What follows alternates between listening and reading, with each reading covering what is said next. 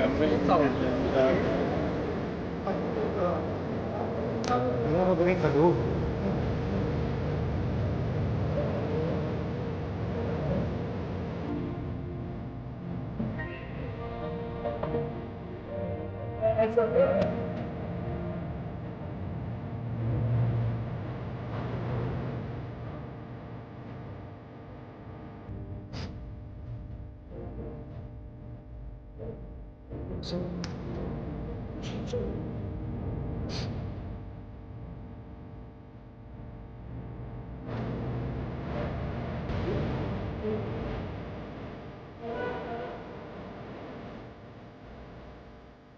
यहाँ पर जो है आर्मी का डिस्प्ले था कि बच्चों को वेपन्स का जो ये इंफॉर्मेशन उनके बारे में दे रहे थे कि कैसे ये चलती है और कैसे ये काम करती है, वही सब यहाँ पर हो रहा था। तो कितना अच्छा लगा आपको ये सब? बहुत ये बहुत बच्चों के लिए एक अपॉर्चुनिटी होती है और बहुत मज़ा आया, सब बच्चों को अच्छा आया। तो कितनी नॉलेज बढ़ी आपको इससे? हमारी अंदर बहुत नॉलेज बढ़ी इससे, क्योंकि जो आर्मी यहाँ पर आर्मी वाले ये आराम से हमें समझा रहे कि कौन सा गन कैसे चलता है और तो क्या। आपको लगता है हाँ बिल्कुल, ऐसे एग्जीबिशंस होनी चाहिए और जो इसकी जो अथॉरिटी है उनको ऐसे एग्जीबिशंस करानी चाहिए इंस्टीट्यूशंस में, NITs में और बड़े बड़े जो इंस्टीट्यूशंस हैं, बच्चों को, स्टूडेंट्स को मौका मिलना चाहिए।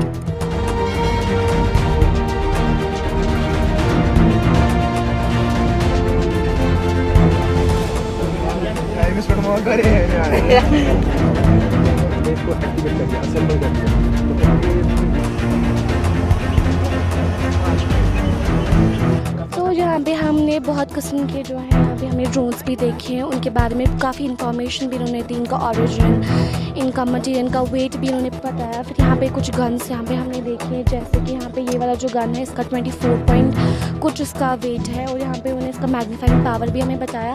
फिर आगे उन्होंने वहाँ से कुछ हमें ग्रेनेड्स दिखाई और उनको हैंडल करने के लिए भी उन्होंने हमें बताया कि कैसे क्या है, और उन्होंने हमें कुछ स्कोप्स भी दिखाए।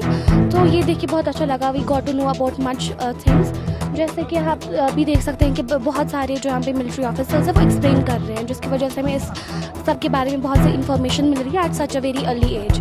तो it's very good to know. लगता है ऐसे एग्जीबिशन? जी बिल्कुल, ऐसे एग्जीबिशन तो ज़रूर होने चाहिए, क्योंकि जो बच्चे हैं वो अदर दैन स्टडीज़ इन बारे में भी जानना चाहिए, क्योंकि एक स्कोप इंसान, एक बच्चा जो है क्रिएट करता है इस सब से। तो इसके लिए मैं कह सकती हूँ कि हाँ, ये सब इम्पॉर्टेंट है एक बच्चे के लिए जानने के लिए, ताकि वो आपके लिए आगे बन के एक स्कोप जो है एक मॉडिफाई कर सके। हमने यहाँ पे बहुत सारी चीज़ें देखी, गन्स देखी, जिनको हमने रियल लाइफ में तो देखा था लेकिन हाथ में कभी नहीं उठाया था, और आज हमने उनको हाथ में भी उठाया। काफ़ी अच्छा एक्सपीरियंस रहा। तो कितनी नॉलेज मिली आपको? बहुत ज़्यादा नॉलेज मिली। अगर हम इनसे पूछते थे तो ये बताते थे ओरिजिन कहाँ से है, कहाँ से लाया है, ये इंडियन मॉडिफाइड है या कहीं और से लाया, इनका वेट, इनको चलाते कैसे, थोड़ा दिखाया भी। इनफैक्ट मैंने एक में देखा, उसमें जूम किया जा सकता था, मॉडिफाई मतलब एट अ पर्टिकुलर पॉइंट हम देख सकते थे कि बहुत दूर से मैंने वहाँ तक देखा। बहुत अच्छा था और इन्होंने हमें बहुत सारी information the out of box. Definitely yes, इससे बच्चे इंस्पायर हो गए। जहाँ रिस्ट्रिक्टेड जो बच्चे रहते हैं वो सिर्फ डॉक्टर और इंजीनियरिंग में रहते हैं, लेकिन यहाँ आकर बच्चे डेफिनेटली क्या कर सकते हैं, किसी और फील्ड का सोच सकते हैं, चाहे फौज हो, पुलिस हो या कोई और चीज़ हो। येस, डेफिनेटली होनी चाहिए। बच्चों को इससे और स्कोप मिलेगा, बाकी चीज़ें देखने को मिलेगी, जैसे कि हमें मिला एट दिस एज। हमने गन्स उठाई, हमने देखी यहाँ पे। For the last 8 months, the Pashtuns are protesting against the strict visa regulations of the government of Pakistan, which is in violation of the international law, because the people living in the vicinity, in the border areas, and especially the Durand line is controversial between Afghanistan and Pakistan. So the people living here, they have families on both sides of the Durand line. They have their businesses, they have social and economic connections with each other. Restricting such people I think it's going to affect the Pashtun people very badly, economically, socially and financially. So for the last month, the Pashtuns are protesting and have organized a sit-in in Chaman. But instead of listening to the grievances of the Pashtun people, especially the PTM, the Pakistani government and its military is attacking the protesters, attacking the citizens, they have systematically several times attacked this sit-in. And recently, they again attacked this sit-in. They killed a 15 years old young boy in that sit-in. And several Pashtuns leaders, maybe I think there's more than 200 leaders, have been forcibly disappeared by the Pakistani military forces. More than 100 were injured and several were killed by the Pakistani forces. So it's really in violation of the international law. It's against our basic fundamental rights, our right to peaceful assembly, our right to freedom of expression. So we request international community, especially the United Nations, to protect our basic fundamental rights against the Pakistani military, which is involved in gross human rights violations of not only the Pashtun ethnic minority, but the Baloch people. All of you may be asking a basic question, which is, why are we discussing a phrase which is not used in the Constitution at all?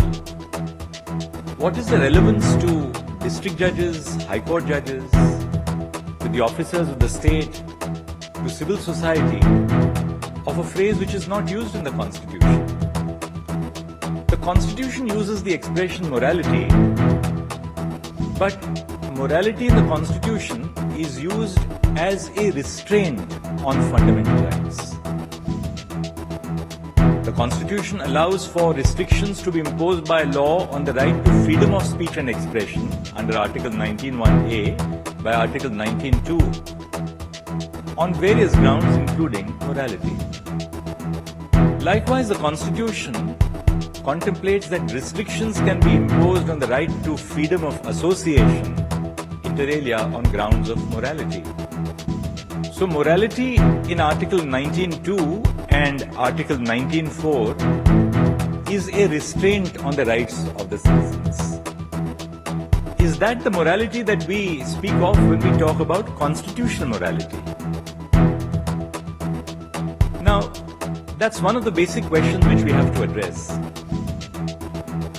If constitutional morality has not been addressed in the Constitution as a textual expression, what is the value addition to the constitutional discourse that we in a regional conference, a high-powered conference of senior judges from across the region are discussing this concept? That's the first question which I must very briefly try and make you all perhaps reflect on.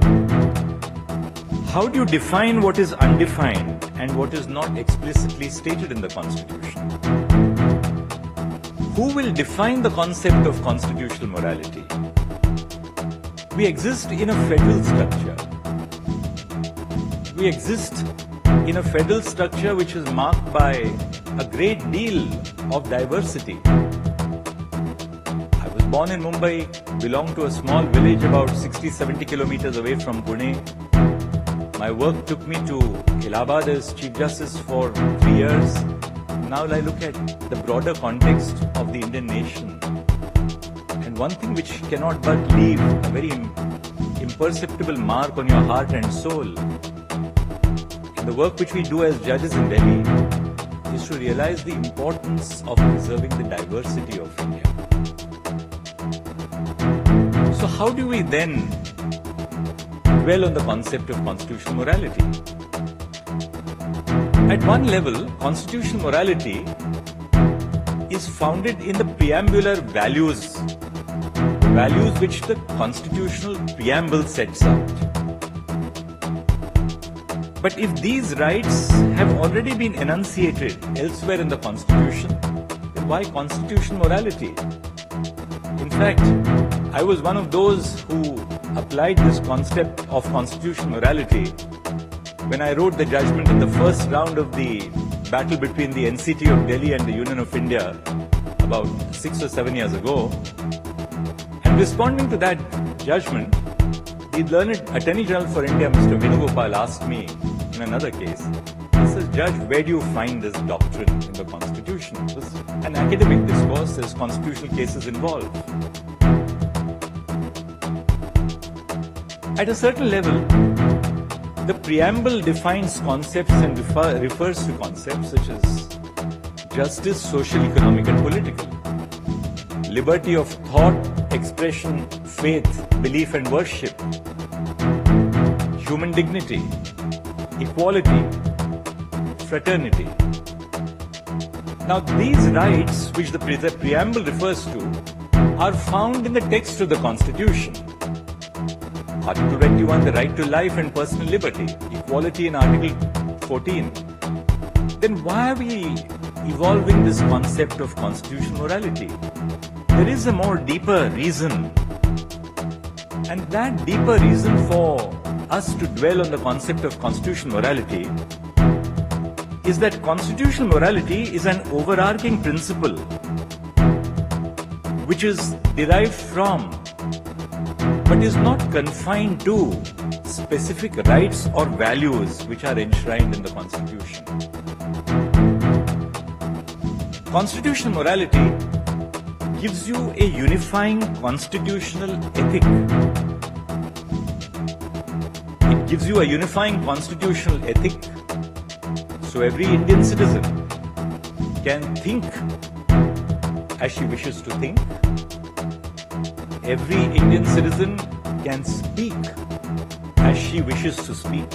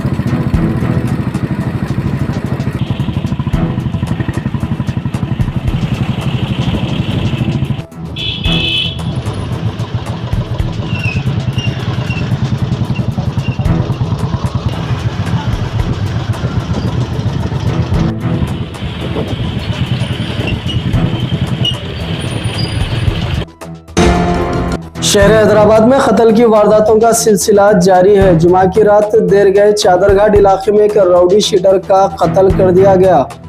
मकतूल की शिनाख्त नजब आगा के तौर पर की गई है, जो rain बाजार इलाके का रहने वाला बताया गया है। इत्तलात है कि वो साबिक में कत्ल की 2 वारदातों समेत कई मुकदमात में मुलविस था। जुमे की रात नामालूम अफराद ने मसरूफ तरीन इलाके चादरघाट में मेट्रो स्टेशन के करीब मुहलिक हथियारों से हमला करके उसका कत्ल कर दिया। रॉडी शीटर की नाश मेट्रो की सीढ़ियों के पास खून में लुथपुथ पड़ी हुई थी। राहगीरों ने पुलिस को इस बात की इत्तला दी। पुलिस ने नाश को उस्मानिया जनरल हॉस्पिटल के मुर्दा खाने में महफूज करवा दिया। कत्ल की वारदात के साथ ही अहदेदार फौरी तौर पर मुकाम वाक़या पर पहुंच गए। हमला आवरों की फौरी शिनाख्त ना हो सकी। आपसी दुश्मनी का शुबा किया जा रहा है। पुलिस छानबीन कर रही है।